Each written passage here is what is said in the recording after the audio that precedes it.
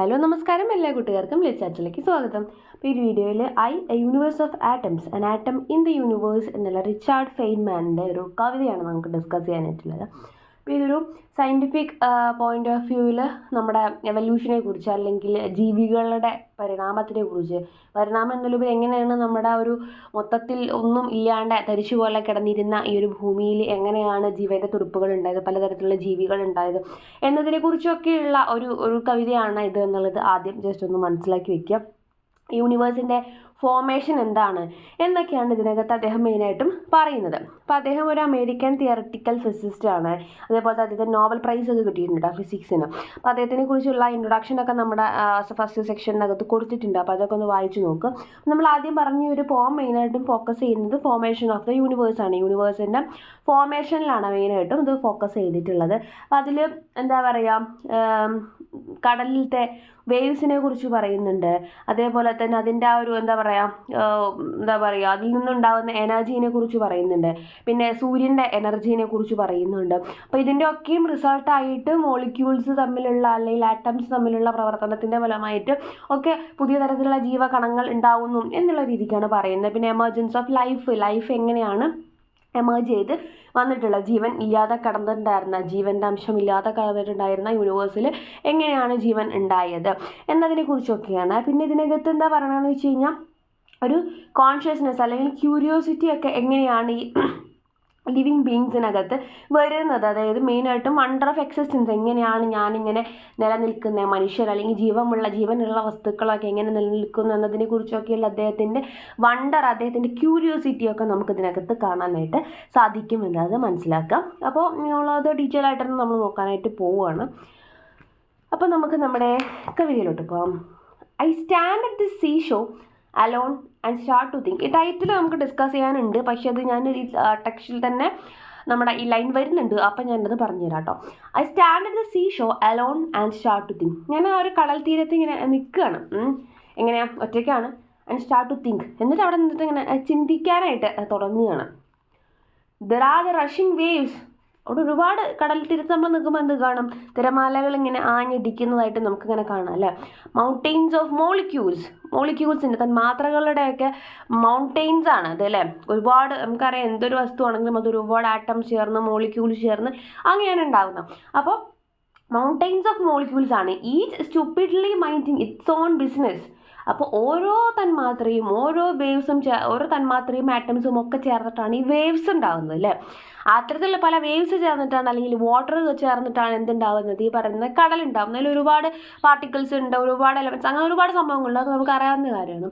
അപ്പോൾ അത്തരത്തിൽ ഒരുപാട് മൗണ്ടെയിൻസ് ഓഫ് മോളിക്യൂൾസ്, പർവ്വതങ്ങൾ പോലെ കുന്നുപോലെ അത്രയും മോളിക്യൂൾസ് ചേർന്നിട്ടുള്ള ഒരു പ്രതിഭാസമാണ് നമ്മൾ ഈ പറയുന്ന, അല്ലെങ്കിൽ അതാണ് നമ്മൾ ഈ വേവ്സ് ആയിട്ട് കാണുന്നത്. അപ്പോൾ അതൊക്കെ എന്താണ്, stupidly minding it's own business. അത് അതിൻ്റെതായ ബിസിനസ്, അതിൻ്റെതായ കാര്യങ്ങൾ ഇടപെട്ട് ഇങ്ങനെ പോയിക്കൊണ്ടിരിക്കുകയാണ്.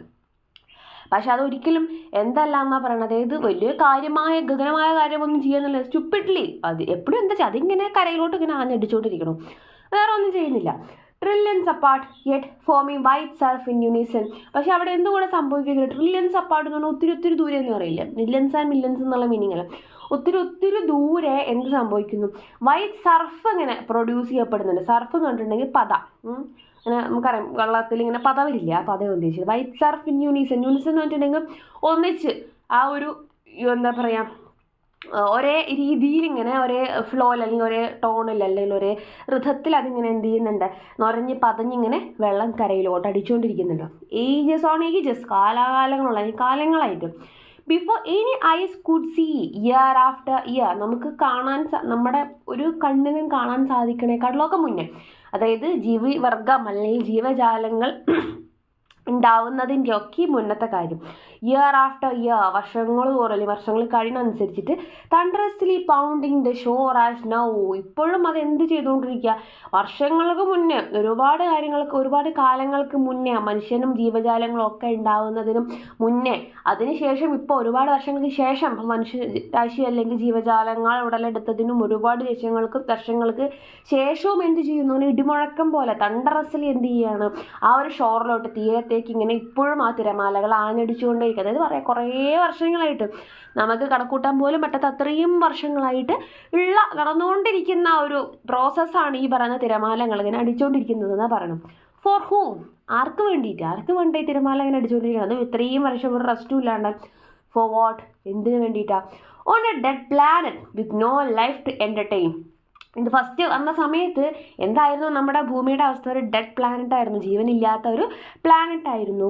അവിടെ എന്തില്ല? എൻ്റർടൈൻ ചെയ്യാൻ വേണ്ടി, അല്ലെങ്കിൽ ഇപ്പോൾ ഒക്കെ പറഞ്ഞു കഴിഞ്ഞാൽ നമ്മുടെ ബീച്ച് കാണാൻ വേണ്ടിയിട്ട്, കടലും തിരമാലയെ കാണാൻ വേണ്ടി ആളുകൾ പോകും.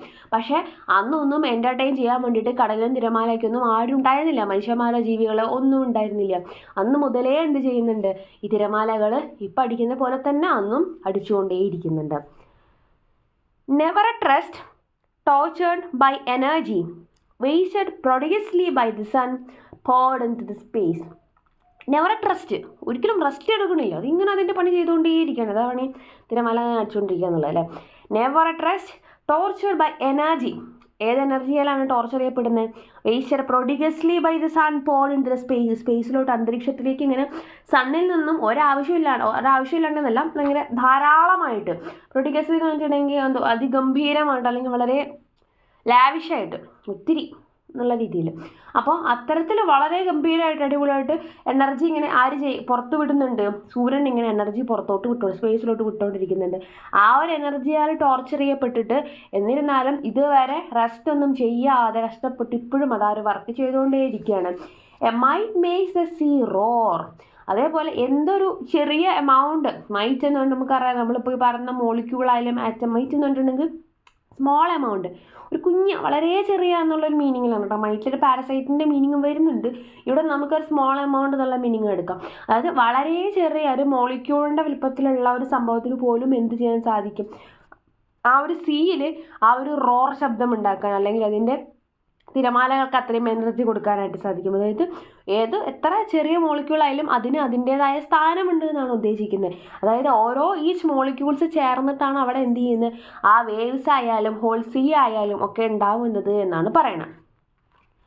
അപ്പോൾ ഇത്രയും ഭാഗം കൊണ്ട് നമുക്ക് എന്താണ് മനസ്സിലായത്? ഒന്നുമല്ലാതിരുന്നിരുന്ന ഒരു ഭൂമിയിൽ നിന്ന്, ലൈഫ്ലെസ് ആയ ഒരു പ്ലാനറ്റിൽ നിന്നും ലിവിങ് ആയിട്ടുള്ള ഒരുപാട് സംഭവങ്ങൾ, അല്ലെങ്കിൽ ഒരുപാട് ജീവജാലങ്ങൾ എങ്ങനെയാണ് ഉണ്ടായിട്ടുള്ളത്, അല്ലെങ്കിൽ ആ ഒരു ചേഞ്ചിനെ കുറിച്ചാണ് ഇവിടെ പറയുന്നത്. അപ്പോൾ നമ്മൾ ഫസ്റ്റ് ഓൾറെഡി പറഞ്ഞു ഡെഡ് പ്ലാനറ്റ് ആയിരുന്നു എന്ന് പറഞ്ഞു. അപ്പോൾ അതിൽ നിന്നുമുള്ള ഒരു ചേഞ്ചാണ് നമ്മളിനി കാണാനായിട്ട് പോകുന്നത്. അപ്പോൾ അതിന് എന്തൊക്കെ സഹായിച്ചു? പിന്നെ ഈ സണ്ണും ഈ ഒരു സീയും ഒക്കെ കൂടെ അതിനകത്ത് ഒരുപാട് സഫർ ചെയ്തിട്ടുണ്ട്, ടോർച്ചർ ചെയ്യപ്പെട്ടിട്ടുണ്ട്. എന്നിട്ടൊക്കെ തന്നെയാണ് ഈ പറയുന്ന ലൈഫ് അതിനകത്ത് വന്നിട്ടുള്ളത് എന്നാണ് പറഞ്ഞു വരുന്നത്. Deep in the sea all molecules repeat. ആ ഒരു കടലിൻ്റെ ഡീപ്പ് ആയിട്ടുള്ള ഭാഗങ്ങളിലൊക്കെയും എന്ത് ചെയ്യുന്നുണ്ട്? എല്ലാ തരത്തിലുള്ള തന്മാത്രകളും റിപ്പീറ്റ് ചെയ്തുകൊണ്ടിരിക്കുകയാണ്. Repeat the patterns of one another. പരസ്പരം ഇതേ സെയിം പാറ്റേൺ തന്നെ ഇങ്ങനെ കോപ്പി ചെയ്തുകൊണ്ട്, അല്ലെങ്കിൽ അത് തന്നെ ഇങ്ങനെ റിപ്പീറ്റ് ചെയ്തുകൊണ്ടിരിക്കുകയാണ്. Till complex new ones are formed. ഇവിടെ ഉദ്ദേശിക്കുന്നത് പുതിയ മോളിക്യൂൾസ് അല്ലെങ്കിൽ പുതിയ സിസ്റ്റത്തിൻ്റെയൊക്കെ ഒരു ഇൻട്രൊഡക്ഷൻ, അല്ലെങ്കിൽ അതിൻ്റെയൊക്കെ വരവാണ് ഇവിടെ ഉദ്ദേശിക്കുന്നത് കേട്ടോ. അല്ലെങ്കിൽ എമർജൻസ് ഓഫ് ലൈഫ് എന്നൊക്കെ നമുക്ക് വേണമെങ്കിൽ പറയാം. അതായത് ഒരേ രീതിയിൽ ഇങ്ങനെ പോകുന്ന, അല്ലെങ്കിൽ ഒരേ സ്വഭാവ ഗുണമുള്ള മോളിക്യൂൾസ് ചേർന്നൊരു വസ്തു ഉണ്ടാകുന്നു. അതിലേക്ക് പുതിയ എന്തെങ്കിലും സ്വഭാവ ഗുണമുള്ള പുതിയൊരു മോളിക്യൂൾ അതിനകത്തോട്ട് ആഡ് ആവുന്നു. അപ്പോൾ തീർച്ചയായിട്ടും എന്തായി മാറുന്നു? അതുവരെയുള്ള ഒരു ക്യാരക്ടറിസ്റ്റിക് എല്ലാം മാറിയിട്ട് പുതിയൊരു സ്വഭാവമുള്ള പുതിയൊരു വസ്തുവായിട്ട് മാറാനുള്ള സാധ്യതയുണ്ട്. അപ്പോൾ അത്തരത്തിൽ പല ഡിഫറെൻ്റ് ആയിട്ടുള്ള സംഭവങ്ങൾ അങ്ങനെയാണ് നമുക്ക് ഫോം ചെയ്യപ്പെട്ടിട്ടുള്ളത് എന്നാണ് പറയുന്നത്. അപ്പോൾ അതുവരെ ഒരേ രീതിയിലേക്ക് ഒരേ സ്വഭാവത്തോടു കൂടി ഇങ്ങനെ മൂവ് ചെയ്തുകൊണ്ടിരുന്നിരുന്ന മോളിക്യൂൾസിലേക്ക് ഒരു കോംപ്ലക്സ് ന്യൂ വൺ ഏതൊക്കെ വരികയാണ്? പുതിയ ഒന്നായിട്ട് ഒരു ഫോർമേഷൻ നടക്കുകയാണ്. പുതിയൊരു ആറ്റം അല്ലെങ്കിൽ പുതിയൊരു മോളിക്യൂൾ അല്ലെങ്കിൽ പുതിയൊരു സ്വഭാവം അതിനകത്തോട്ട് ആഡ് ആകുമ്പോൾ തീർച്ചയായിട്ടും ഒരു കോംപ്ലക്സ് ആയിട്ടുള്ള പുതിയൊരു വസ്തു അവിടെ ഫോം ചെയ്യപ്പെടുന്നു. അപ്പോൾ ഇങ്ങനെയാണ് വൈഡ് വെറൈറ്റീസ് ആയിട്ടുള്ള ജീവജാലങ്ങൾ ഉണ്ടായിട്ടുള്ളത്. They make others like themselves and new dance starts. അവരെന്ത് ചെയ്യുന്നു? ഈ പുതിയതായിട്ട് വന്നിട്ടുള്ള മോളിക്യൂൾസ് മറ്റുള്ളവരെ കൂടെ അവരുടെ സ്വഭാവ സവിശേഷതയുള്ളതാക്കി മാറി മൊത്തത്തിൽ എല്ലാവരും കൂട്ട്, പുതിയതായി വന്നയാളും ഓൾറെഡി അവിടെ നിന്നിട്ടുണ്ടായിരുന്ന മോളിക്യൂൾസും എല്ലാം കൂടെ ചേർന്ന് പുതിയൊരു ടൈപ്പ് സ്വഭാവമുള്ള ഒരു മോളിക്യൂൾസിൻ്റെ ഒരു ജീവി അല്ലെങ്കിൽ ഒരു വസ്തു ആയിട്ട് അവിടെ ഫോം ചെയ്യപ്പെടുന്നു. അപ്പോൾ ഇവിടെ എന്നിട്ട് അവിടെ എന്ത് സംഭവിക്കണമെന്നാണ് പറയണത്? New dance starts. പുതിയൊരു ഡാൻസ് അവിടെ സ്റ്റാർട്ട് ചെയ്യുന്നു. ഈ ഡാൻസ് കൊണ്ട് എന്താണ് ഉദ്ദേശിക്കുന്നത്? ലിവിങ് തിങ്സിനെയാണ് കേട്ടോ. അതായത് പുതിയൊരു ഡാൻസ് എന്ന് പറഞ്ഞാൽ പുതിയൊരു ജീവി അല്ലെങ്കിൽ പുതിയൊരു ലിവിങ് തിങ് അവിടെ ഫോം ചെയ്യുന്നു. ഇങ്ങനെയാണ് ഓരോ ജീവജാലങ്ങളും അവിടെ ഫോം ചെയ്തിട്ടുള്ളത് എന്നാണ് അദ്ദേഹം പറഞ്ഞു വരുന്നത്. Growing in size and complexity, living things, masses of atoms. അപ്പം അങ്ങനെ എന്ത് ചെയ്യുന്നുണ്ട്, ഓരോ വസ്തുക്കൾക്കും പലതരത്തിലുള്ള എന്താ പറയുക സൈസും കോംപ്ലക്സിറ്റിയാണ് അല്ലേ. അപ്പം അങ്ങനെ പല സൈസുകളിൽ പല കോംപ്ലക്സിറ്റികളിൽ പുതിയ ആളുകൾ അല്ലെങ്കിൽ പുതിയ എന്താ പറയുക മാസസ് ഓഫ് ആറ്റംസ് എന്ന് പറഞ്ഞിട്ടുണ്ടെങ്കിൽ പറയുന്നത് ലിവിങ് തിങ്സ് തന്നെയാണല്ലോ. ഒരുപാട് ആറ്റംസ് ചേർന്നിട്ടാണല്ലോ നമ്മൾ എന്താ പറയുക മോളിക്യൂൾസ് ആണെങ്കിലും പല മോളിക്യൂൾസ് ചേർന്നിട്ടാണ് പുതിയ പുതിയ ജീവികൾ ഉണ്ടാവുന്നത്. അപ്പം അത്തരത്തിൽ ഒരുപാട് മാസസ് ഓഫ് ആറ്റംസും കാര്യങ്ങളും ഒക്കെ ചേർന്നുകൊണ്ട് തന്നെ എന്ത് ചെയ്യാണ് പലതരത്തിലുള്ള പല സൈസിലും കോംപ്ലക്സിറ്റിയിലുമുള്ള ലിവിങ് തിങ്സ് അവിടെ ഗ്രോ ചെയ്തുകൊണ്ടിരിക്കുന്നു. അതിലെന്തൊക്കെയുണ്ട് പലതരത്തിലുള്ള മോളിക്യൂൾസ്, ഇതെല്ലാം നമ്മൾ പറഞ്ഞു ഓൾറെഡി പറഞ്ഞു പലതരത്തിലുള്ള മാസസ് കൂടിച്ചേരുന്നു എന്ന് പറഞ്ഞു.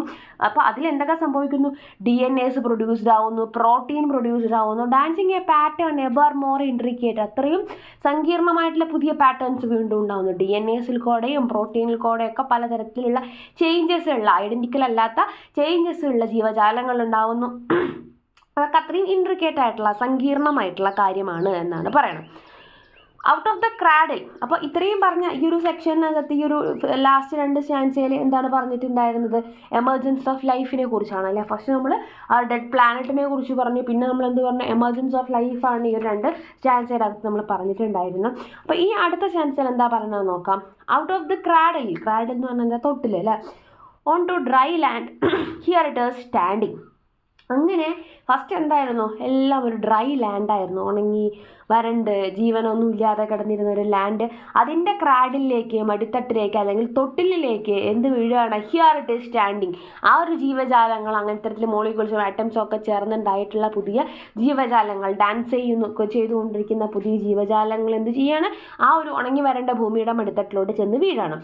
ആറ്റംസ് വിത്ത് കോൺഷ്യസ്നെസ്. പക്ഷെ അവർക്ക് പ്രത്യേകത എന്താ, ആറ്റംസ് വിത്ത് കോൺഷ്യസ്നെസ് ആണ്, അതായത് ബോധമുള്ള, മാറ്റർ വിത്ത് ക്യൂരിയോസിറ്റി ഉള്ള, അതായത് ചിന്തിക്കാനും പ്രവർത്തിക്കാനും കഴിവുള്ള വസ്തുക്കളാണ്, അല്ലെങ്കിൽ കഴിവുള്ള ആറ്റംസും മാറ്ററും മോളിക്യൂൾസും ആണ് വന്നിട്ടുള്ളത്. അപ്പോൾ എന്തായി, ഇത്രയും വർഷങ്ങളായിട്ട് നടന്നിട്ടുള്ള പ്രോസസ്സിൻ്റെ റിസൾട്ട് നമുക്ക് കിട്ടി. എന്താണ് ആ റിസൾട്ട് എന്ന് പറയുന്നത്, ലൈഫാണ് അല്ലേ. ലൈഫുള്ള ജീവികളുടെ, അതായത് ജീവിജാലങ്ങൾക്കാണ് എസ്പെഷ്യലി മനുഷ്യന്മാർക്കാണെങ്കിൽ പറയുന്നത് കോൺഷ്യസ്നെസ്, ക്യൂരിയോസിറ്റി എന്നൊക്കെയുള്ള സ്വഭാവ സവിശേഷതകളുള്ള. അപ്പോൾ അത്തരത്തിലുള്ള ലൈഫ് ലെസ് ആയിട്ടുള്ള മാറ്ററിൽ നിന്നും ഇപ്പോൾ നമ്മൾ എവിടെ എത്തിയെന്നാണ് പറയുന്നത്, കോൺഷ്യസ്നെസ് ഉള്ള, ക്യൂരിയോസിറ്റി ഉള്ള, തിങ്കിങ് കാപ്പബിലിറ്റി ഉള്ള ജീവജാലങ്ങളിലേക്ക്, ലൈഫുള്ള ജീവജാലങ്ങളിലേക്ക് നമ്മൾ എത്തിയിട്ടുണ്ട്. അപ്പോൾ നമുക്ക് എന്ത് കിട്ടി, നമ്മുടെ ഫൈനൽ റിസൾട്ട് കിട്ടി, ലൈഫ് എന്ന് പറയുന്ന റിസൾട്ട് കിട്ടി. അതാണ് ആ ഒരു സെക്ഷനകത്ത് പറയണം. ഈ ലാസ്റ്റ് ആൻസർ എന്താ പറയണേ, സ്റ്റാൻഡ്സ് അറ്റ് ദ സീ. അദ്ദേഹത്തിൻ്റെ തന്നെ ഒരു എന്താ പറയുക എക്സിസ്റ്റൻസിനെ കുറിച്ച് റിഫ്ലക്ട് ചെയ്യാണ്. Existence on his own existence ആണ് നമ്മൾ, അദ്ദേഹത്തിൻ്റെ ഒരു എന്താ പറയുക റിഫ്ലക്ട്സ് ഓൺ ഹിസ് എക്സിസ്റ്റൻസ്, അദ്ദേഹത്തിൻ്റെ തന്നെ നിലനിൽപ്പിനെ കുറിച്ച് അദ്ദേഹം ഒന്ന് ചിന്തിക്കുകയാണ്. സ്റ്റാൻഡ്സ് അറ്റ് ദ സീ, അദ്ദേഹം ആ ഒരു സീലിംഗ് ആണ് നിൽക്കുകയാണ്. Wonders at wondering. അപ്പോൾ മൊത്തത്തിൽ എന്ത് ചെയ്യാം, മൊത്തത്തിൽ വണ്ടർ അടിച്ച് നിൽക്കുകയാണ് അദ്ദേഹം.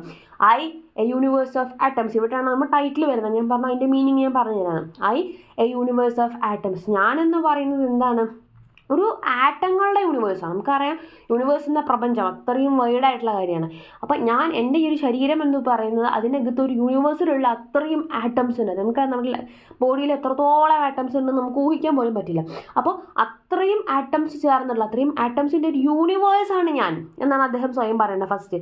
പിന്നെന്താ, പക്ഷെ അതേസമയം നമ്മൾ ഒരു കാര്യം കൂടെ ഓർക്കണം, an atom in the universe. അതേസമയം ഞാനെന്ന് പറയുന്ന ഒരു വ്യക്തി ഈ യൂണിവേഴ്സിലെ വെറും ഒരു ആറ്റമാണ്. കാരണം യൂണിവേഴ്സിൽ ഒരുപാട് സംഭവങ്ങളുണ്ട്, അതിനകത്ത് വളരെ ചെറിയ ഒരു ആറ്റത്തിൻ്റെ വലുപ്പം പോലും ഇല്ലാത്തൊരു വസ്തു മാത്രമാണ് ഞാൻ. അപ്പോൾ അദ്ദേഹത്തിൻ്റെ 2 പോയിന്റ് ഓഫ് വ്യൂ എന്ന് പറയുന്നത്, അദ്ദേഹം എന്ന് പറയുന്നത് ഒരുപാട് ആറ്റംസിൻ്റെ ഒരു യൂണിവേഴ്സാണ്. അതേസമയം ഈ വലിയ യൂണിവേഴ്സിനകത്ത് ജസ്റ്റ് ഒരു ആറ്റത്തിൻ്റെ മാത്രം വലിപ്പമുള്ള ഒരു എന്താ പറയുക വ്യക്തിയാണ് താൻ എന്നാണ് പറയുന്നത്. ഫസ്റ്റ് എന്താ പറഞ്ഞാൽ കോംപ്ലക്സ് സെൽഫിനെ കുറിച്ചാണ് പറഞ്ഞത്. ഇത് ആ ഒരു ആറ്റംസിൻ്റെ യൂണിവേഴ്സ് ആണെന്ന് പറഞ്ഞാൽ അത്രയും കോംപ്ലക്സ് ആയിട്ടുള്ള ഒരു സെൽഫാണ് നമ്മുടെ ബോഡി എന്നാണ് ഉദ്ദേശിക്കുന്നത്. മറ്റതെന്താ പറയുന്നത്, നമ്മൾ ഈ യൂണിവേഴ്സിൻ്റെ സ്മോൾ പാർട്ട് മാത്രമാണ് എന്നതും കൂടിയാണ് അദ്ദേഹം ലാസ്റ്റ് പറഞ്ഞിട്ട് ഈ കവിത എൻഡ് ചെയ്യുന്നു. അപ്പോൾ നിങ്ങൾക്ക് ക്ലിയർ ആയിട്ടുണ്ടാവുമെന്ന് വിചാരിക്കുന്നു. Thank you.